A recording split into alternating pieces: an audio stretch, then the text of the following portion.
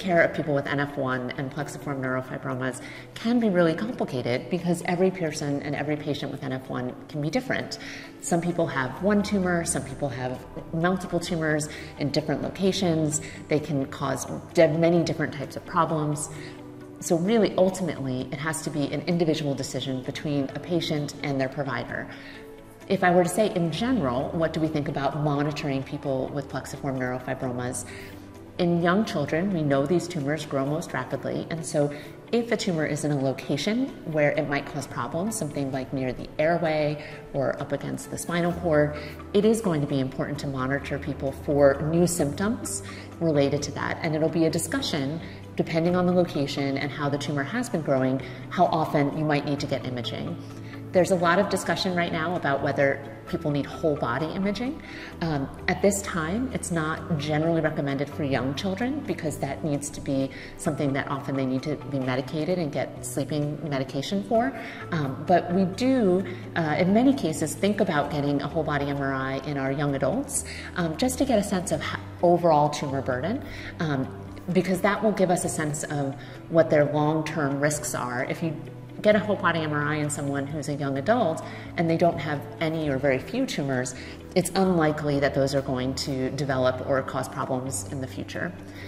The other thing I want to emphasize, though, for all of our young adults and teenagers is that any change or sudden change in your tumor, particularly new pain or pain that wakes you from sleep, really needs to be taken seriously and needs to be brought to the attention of your doctor, because that could be a sign that the tumor is changing from the benign, although very problematic, plexiform neurofibroma to a more aggressive cancer-type tumor called a malignant peripheral nerve sheath tumor.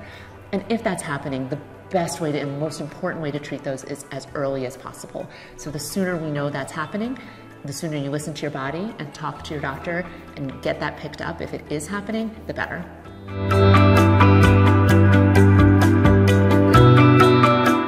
So treatment for plexiform neurofibromas has really evolved over the past few years, which is very exciting. There are now a couple of different classes of medications that have been shown to shrink the tumors. The main one, the one that's approved for plexiform neurofibromas, are called MEK inhibitors. The one that's approved is known as selumetinib. And that medication does shrink the tumors, which is amazing in most people, about 70%, so 7 out of 10 people with NF1 who have a plexiform neurofibroma, if they receive this medicine, the tumor will shrink. The problem with the medicine is that, yes, the tumor shrinks, but it doesn't make the tumor go away. So at best, the tumor shrinks by about half from where it was. So if it started at 100%, it goes down at best to about 50%.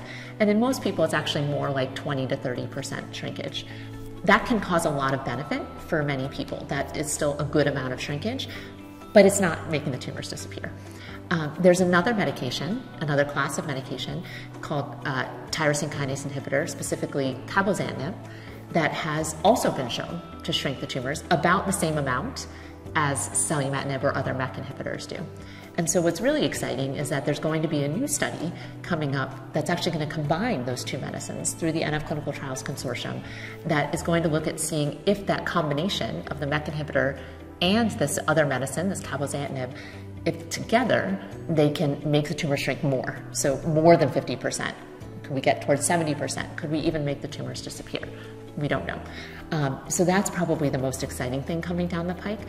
There's also different approaches thinking about, could we prevent the development of symptoms and neurofibromas by treating really young children? And so we actually also have a study coming up through the NF Clinical Trials Consortium that's going to be looking at treating young children with tumors that are not yet causing symptoms or problems with selumetinib to see if we can prevent them from developing problems. So stay tuned, because hopefully we'll have more information about that in the next few years about whether that helps.